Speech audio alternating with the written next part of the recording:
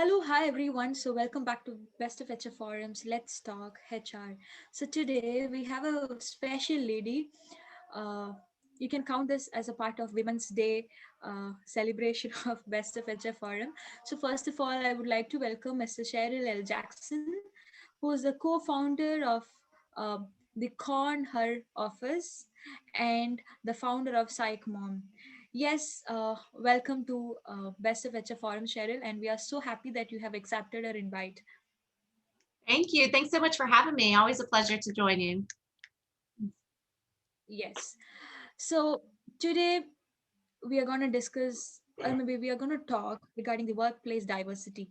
So Cheryl, you tell me, like, you and I know we have lots of time differences. We are not on the same time zone. You are in US and I'm in India. So it's not only the time, also the culture also differs in corporates, correct? So you tell me, like, what is your concept of diversity in workplace? Well, diversity in the workplace is really about understanding uh, that there really is no norm when we talk about a workplace. It has for long time been established that there's a primary majority of how people typically operate in the workforce, and so we recognize that as before women were really entering the workforce, we had men who had wives at home before the 1980s, especially here in the US. Primarily women stayed at home. They raised the families, which gave men opportunity to go to work to the office. So it makes sense that the world in the office really operated with that majority in mind, and that's who is working there. It's again an industrial facility. You typically expect operations to run with people who have two arms, two legs, and the ability to move around and operate. It's the way it is. But as you start inserting more diversity into the workplace, we often categorize that in terms of protected classes: race, gender, nationality, age. Some of those different characteristics are the things that come to mind first. But diversity is really about diversity of thought, of background, marital status, family status, socioeconomic background, the things that you bring into an organization.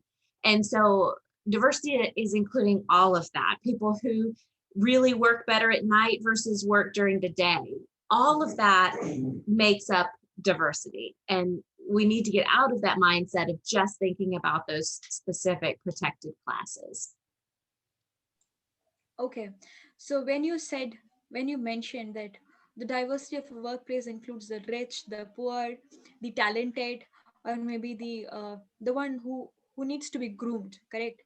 So I have a question for you here.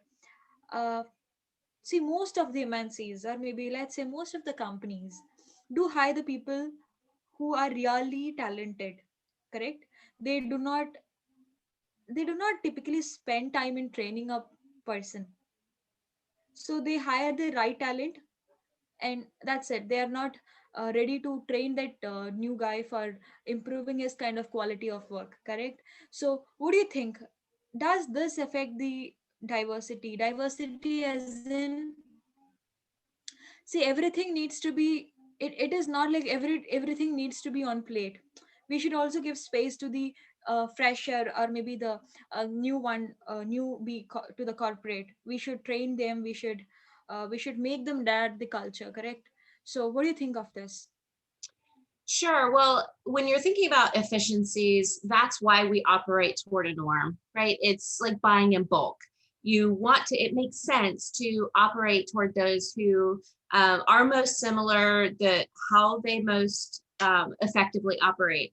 And when we're hiring for positions, for roles, it makes sense that we want to go ahead and hire the people that are most talented, that can hit the ground running, which creates range restriction in anything that you want to measure afterwards, or any other measure, because you're pulling out all of those at the top of the scale on a particular measure.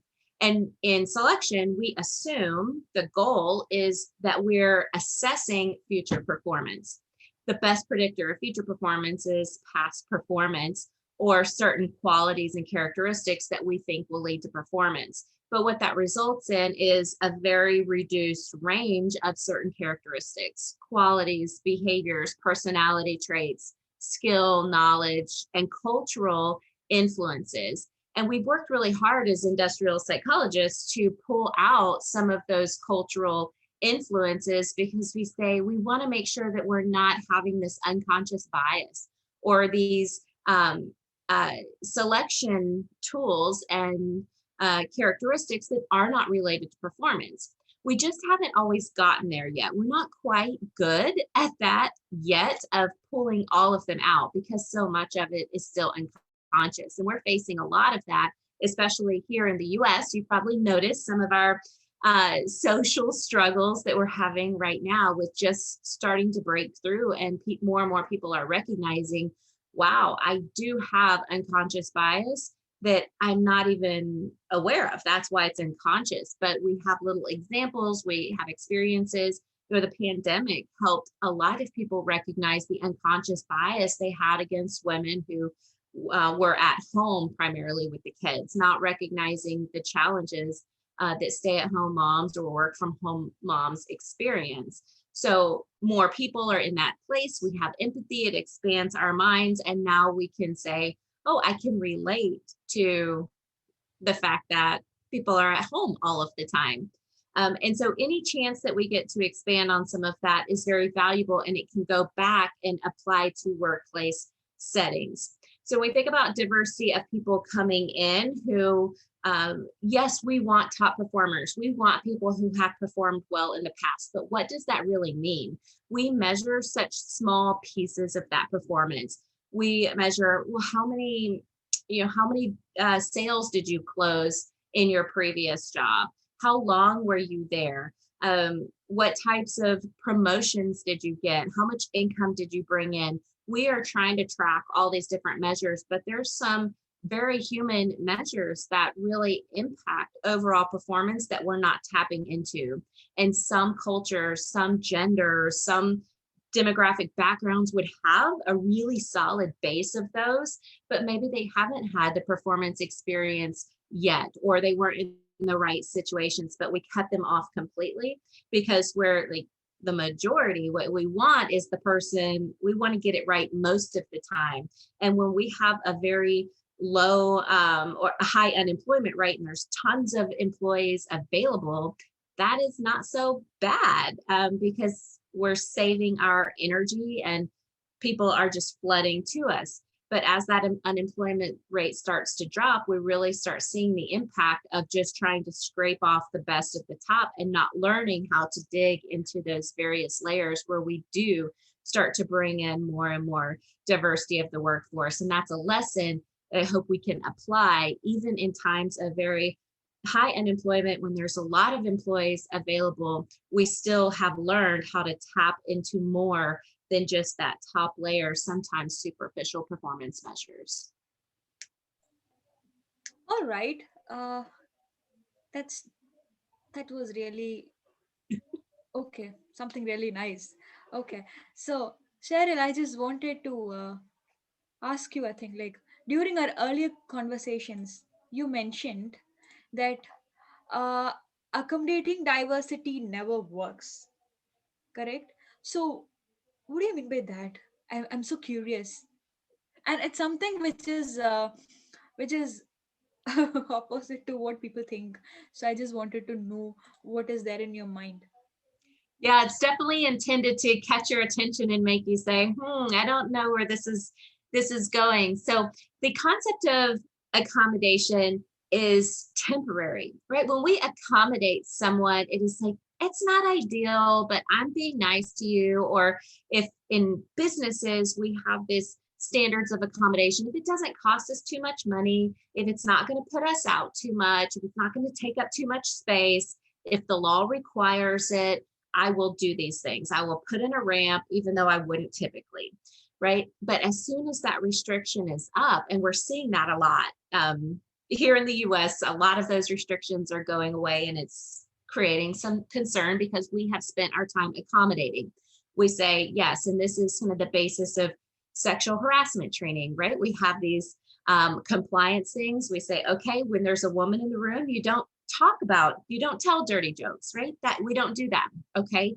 Now I will not tell dirty jokes when a woman is in the room. And that way I'm not hit with a sexual harassment claim, right? It's a temporary change. And when we have that mindset of here's our norm, here's what most people are doing. And in order for you to perform successfully in this environment, you have to adapt or be accommodated to fit in this environment. So working moms who have to get children off the school bus, sure, we will allow you to go ahead and go home early, but we expect you to get back on tonight because we still work in these hours, or you come in at 6 o'clock so that you can go. Like, we'll accommodate some of that. And it doesn't work because it's a temporary shift. And as soon as those restrictions are removed, we go back to the norm. If we have a forklift and you've got to have two legs to drive this because it's pedal based, and enough laws come out and we say, okay, we need to start accommodating for people who only have one leg. What are we going to do so that they can still drive these forklifts, right? But if we don't have any applicants that only have one leg, we're not going to put in these extra measures, right? Because we're accommodating that. We have not truly adapted. And it doesn't work because we will always be going back. It's like this layer, and we want to head back to our comfort zone, to our normal space where most people fit in. And as long as you're one of those people that fit in and it was designed for you, then that's okay, because we just kind of roll downhill back into that spot. But if you're someone who operates on the edges, it's not quite designed for you, then it's always a struggle because you always have to have this extra measure of something to make you fit in, to have that performance level that they want you to have. But it's always an accommodation, which is different from adapting. Oh, that was really nice. It was a great insight, by the way. All right. So I totally get the idea of why not accommodating never works. Sorry, why accommodating never works. Yes. So, okay. If accommodating isn't the answer, then what should the business do instead? Yes, that's where adapting comes in. So instead of saying, okay, for this diverse group, we'll accommodate this way, and for this one, we'll accommodate this way. And if you have a certain learning disorder, then we'll let you take a longer test. And sometimes accommodations have to happen. Like, there's a very small group of people that have this specific need. Yes, we're going to apply different measures, but they're intended to be unique and small to give them the footing that they need to have the same opportunity as everyone else, to have that same opportunity to perform and to succeed. What we want to see in organizations is diversity becoming a mindset and a shift where you don't have to justify why you need to go home at 3:30. Whether you're picking your kids up off the bus, or you have an aging parent that you're tending to, or you just don't operate well at 3 o'clock. At 3 o'clock in the afternoon, every day, I am falling asleep. It's just the way my body works. I don't operate well in that space. If I could go home, take a little nap, or do something else and get back to work, I could work until 11:30 at night. I have plenty of energy. But when we're fit outside of that group, every adjustment, every accommodation has to be justified, and we feel like it has to be good enough, a good enough reason. But when companies take on this concept of adapting to diversity, then they welcome it and they say, whatever your reasons, you don't have to justify it, because we are inclusive. We want to be inclusive of all the different needs that we have, whether it's working moms, the sandwich generation, people who need a little bit help, people who are going to school to better themselves. We are open to all of these because we want the very best talent that there is, even if that means making space for your life to fit in here. And that is where, once a company, I'm sure you've been in a group of friends or somewhere where you feel like everyone is always having to accommodate you. They're accommodating your children, they're accommodating your schedule. The fact that you don't like to eat a certain type of food and they all do. They say, okay, fine, we won't eat that around you, or we'll give you different options. But when you find that group where you fit in and you belong just as you are, then it feels inclusive. You belong there. And that's where we tend to gravitate toward those groups where we don't have to be accommodated. That's why moms like to hang out with moms, and certain cultures like to hang out with certain cultures, because they don't have to feel like they have to justify their needs or to be given something extra to fit in with that norm group. They are the norm group. And in businesses, we need to make diversity, all of these different people and needs, that is the norm group. And you don't have to have something special to fit in here. If you need it, you got it. If it helps you work better, you've got it. And you don't have to justify it by having it be one of the important reasons. Your reason doesn't have to be good enough. We are open and inclusive of all needs, and you belong just as you are. Okay, that was also really great. And I'm so happy that we have people. I mean, the thoughts are expanding, we are scaling up, the culture is going to be different. So that is all good side of, uh, I should say, expanding, and good side of evolving with the new world. So that's something which is really appreciable. So here I would like to just put an instance saying, see, uh, Indian companies hire expats, and also even MNCs uh, in US or maybe in UK, they also hire expats from India or maybe from any other states. So there you can see, it's for sure that there is some kind of clumsiness in the culture adapting, adaptation of culture, uh, getting into all those company norms and organizational behavior. It's different. It's different. So Mhm. but somehow people manage to do that, because nowadays the modern thinking and the forward thinking is really seen everywhere, that they are in need to adapt new things, they are in need to learn new stuffs. So how do you think that this is gonna be in future? That is a good question. I would love to see organizations just it's not a new concept to have different types of um, drink machines in the break room and different kinds of foods available in the cafeteria, versus a rotation special day, where I know at some of my past jobs we had Indian food day, and they would come in on certain days and set up in a certain area, and it would be like an option for that that day of the week, maybe like on Tuesdays. And that's great. We're providing these options. How do we integrate that more so it doesn't feel like such a standout event? Oh, well, why are they getting a special day of food, and why aren't we having Jamaican food or different kinds? And it's like, we don't have to. Um, we're not having these set up standout days. We're just including them. Anyone, yes, anyone can come, and we don't have to have enough people voting that that's the type of food they want.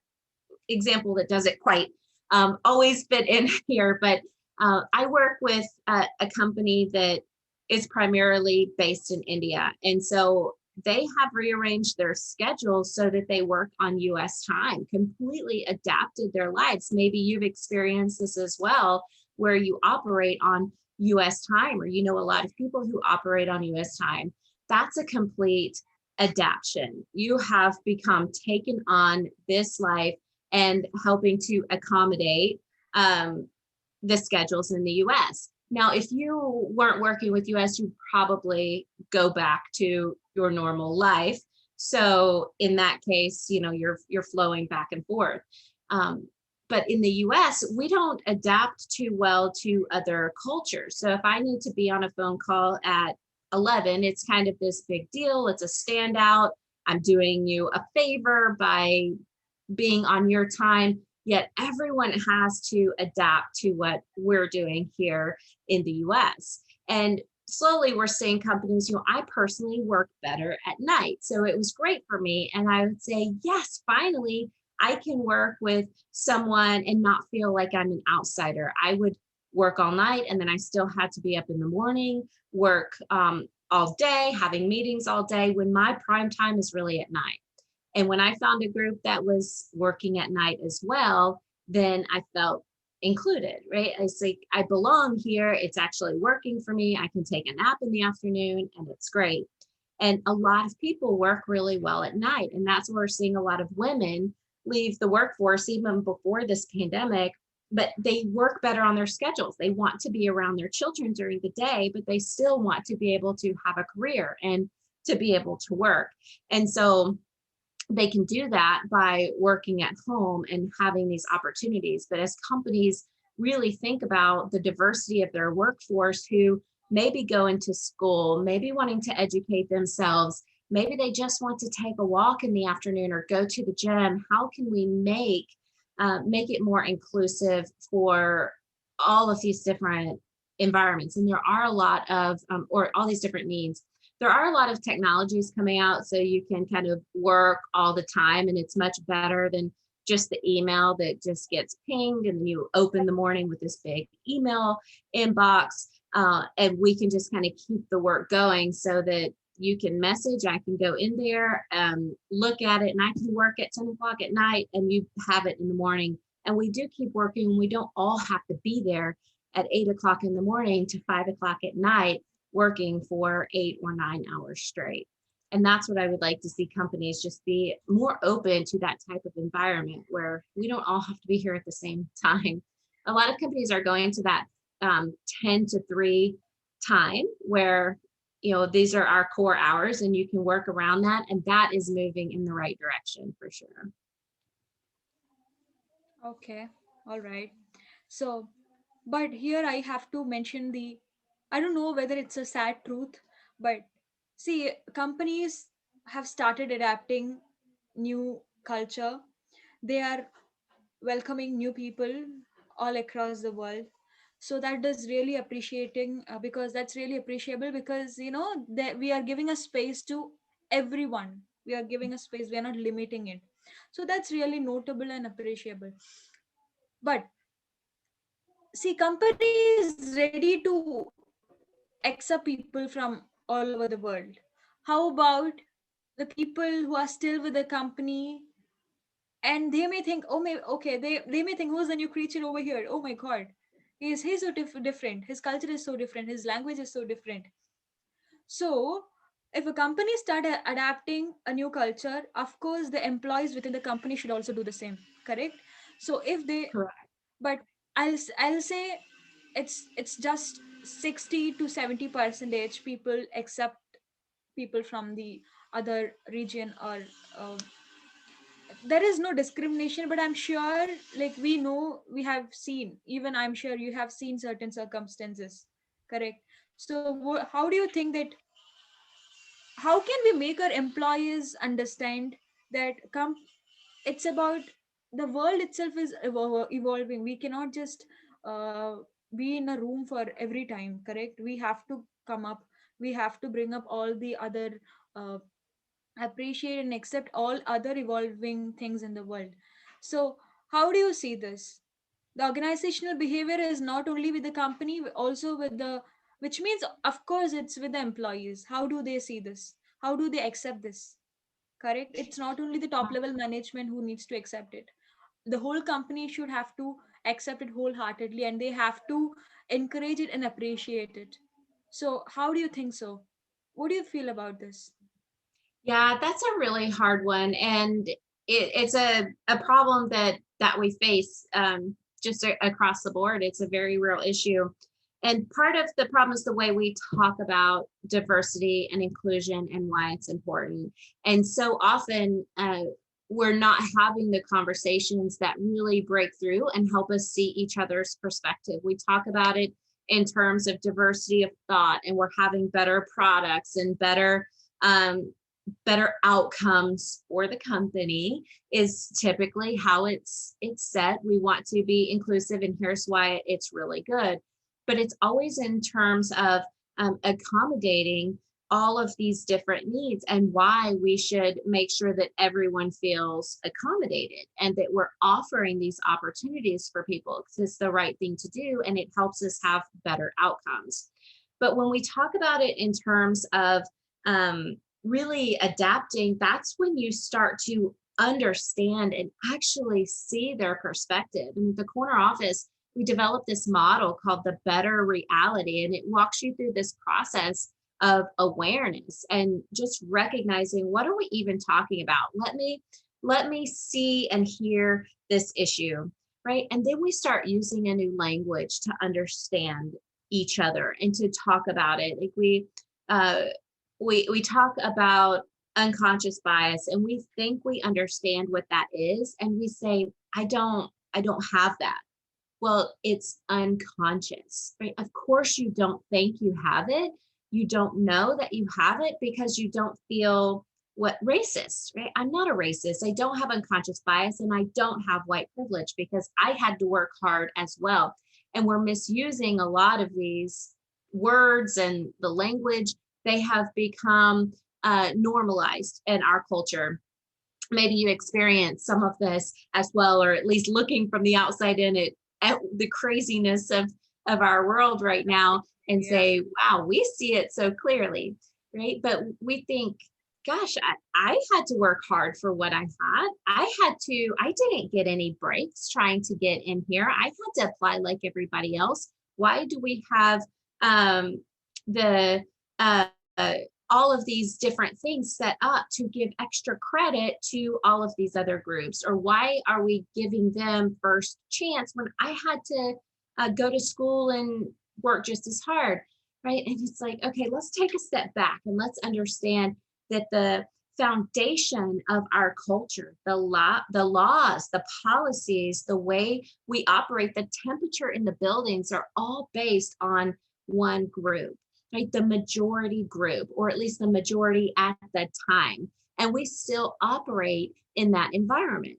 Now, women are in here, and we are having to adapt to a world that was really designed for men, for married men with a wife at home, or single men climbing the ladder, right? And this is not pointing fingers and say they should have to suffer. We just want to expand that world, shift it a little bit, and say, how do we make it for now that diversity makes up a large percentage of of the workforce?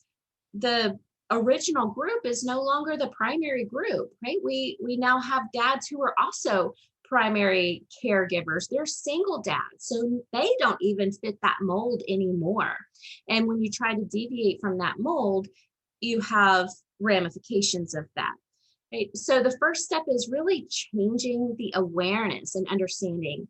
And then the most important aspect is having conversations with this new language, speaking these new awarenesses, getting them out there, having conversations like this where we talk about it. And then you say, well, here's a little pushback on that. Here's a question I have. Here's how it doesn't work for me. And those conversations are really hard and uncomfortable. And we're not always wanting to do that. If we can't be 100% right, if we can't use the right words and the right language and the right politically correct terminology, then we're not even going to try. And then we're just going to continue to create more separation between the two groups and say, I don't understand them. I'm so afraid to say anything, right? Even if you take the race issue, which can be very big, and take the gender issue, which is what I really like to talk about, men say, I don't even understand women. I'm not even going to try to talk because I'm going to say the wrong thing, right? Let's just move past that, give them what they want, let's make them happy, right? But when you're giving someone what they want, that suggests that you have all the power to give it. And like, we're not asking for something that is not ours by right as well. We're all in this workplace, and it's not yours to give. And so as we start having these conversations, they're like, wow, I can totally see it now. I can see how if I have a doctor's appointment, if I didn't have a wife at home or someone who could take off to take the kids, I would have to be taking them to doctor's appointments. I can see how that could really mess up my career. Right? And if you think of some of these groups that are more single parents, a lot of times the more diverse groups, more ethnic groups tend to be more single parents. They suffer more because of this. And so you can start to see it. And then your conversations change. And when you talk to me, I get a little bit of your perspective and it changes my perception. And that is the second really important part of this model is as we have the conversations, I actually change the way I see and the way I talk. And if you think about the sexual harassment aspect, if I'm in an organization, and even women, we had to go through this transition of sexual harassment and understanding it as well. I was always of the mindset, they're just joking around. It's not, quit being so stuffy about it. Quit taking it so personally. No one's trying to harass you, right? We're just talking. But as I understood it, and I was like, that is really insulting. Or it's just because I grew up with this mentality and in this world that was designed by someone else and for someone else that I took on that mindset as well. And once I was expanded, I understand it. And when I hear someone saying that's not appropriate, I start having the conversation with them, help them understand it. It changes their perception and it changes all of our reality, the way we experience life, the way we engage with each other, and the way we interact. So it takes all of those steps to get at that reality part. And we start with awareness and with accommodation and the conversations about diversity, but we don't get into the conversations, we don't get into the changed perception, and we never get to changing reality. And that's the real problem. That was a lot. Oh, that's really nice. Like I am just thinking, what if people start thinking like this? What if everyone start thinking like this? Oh my God, this this is gonna really make some real valuable changes. Yes, and here I go with one more question. Uh, yes, so we all know that these are all adapting is necessary. It is the necessity of the heart, correct? So when we see that adapting in that case, how do you wish to encourage this to corporates to adapt this? How do you wish to, or maybe if you are given a chance to encourage, or maybe if you're given a chance to implement this, how do you do this? Mm. We start by having the awareness conversations, the training, the talks, the infusion into organizations. And sometimes you go all in and it creates the conversations, right? Well, why did we do this? Why are we celebrating all of these different holidays? Why are we changing our benefits policies and packages? And it creates a lot of pushback, and you have to be prepared for that. And leadership has to really take the lead. One key thing that I would encourage businesses to do is to take diversity and inclusion out of compliance. So many times it is wrapped under EEO, or here in the States, you may have slightly different terminology for it, but it becomes a compliance issue. What does our diversity pipeline look like? Do we have enough diversity in our succession plans? Are we having enough trainings and cultural courses and sensitivity training and that type of thing? Training is great. It's that very first step, right? It starts the conversation. It provides that new language. But in order to move past that, we have to have this open space of conversation where we create a culture that says, can I ask you a question? Can I make a mistake, and can I say the wrong thing, and can you correct me and we don't hate each other for that? Can I ask you if you prefer to be called African American or Black, and do I even need to use those terminologies? When do I need to just explain that? But can I have that conversation with you, and can you not get angry at me and it's answer me back? it's all about being a good team player and collaborative ideas, correct? And you have to know that it's coming from the right place. And oftentimes it doesn't come from the right place. It comes from a place of defensiveness or anger or frustration at the system, and it's felt, right? And you can't expect all of these different people to educate us. It's our jobs to educate ourselves and to come to the table with something and not ask ridiculous questions that we're just trying to start an argument or to prove how ridiculous it is. We both have to be open to those conversations from the right place. Anyhow, Mm-hmm. the show must go on, correct? Yeah. So yes, thank you so much, Cheryl. So it's really nice talking to you. uh I'm really happy that, and I'm sure that this conversation really throws some light in workplace diversity. uh Thank you so much, Cheryl, for accepting our invite and being here today. You have already been collaborated with us for our past events as well, so we are expecting more from you. uh yes, so thank you so much. Yeah, can I give you just one closing example of, if in case we're still struggling with this difference between accommodation and Sure. adapting? When Yeah. you think about, you have this brand new exciting relationship, right? And you're ready to take that next step and move in together, and your partner says, "Look at this. I got you a whole drawer." Right? Or, "Here's your space in the closet. Here's where your toothbrush can go." And you walk into that and it's like, "Wow, thank you for letting me put my clothes in your drawer. Thank you for letting me put my toothbrush right here." But it's not really your place, right? And until you buy that first house together, or you redecorate with both of you in mind, you never really feel like it's your home. You can be married for 5 years, living together for 5 years, and still say, like, "This isn't really my place." Right? This was his bachelor pad that turned into our home. But when you open it up and you take everything down and you say, "It's not going to be my place that you have moved into, but it's going to be our place." That's when you have really adapted to a family unit and you're no longer two individuals. And when companies can do that and we say, "Take everything off the walls, scrap everything that we've been doing, let's think outside of the proverbial box and say, how do we make an organization operate with everyone in mind and not just a majority and trying to spread out. We're just shoving seats at a table instead of making that table longer."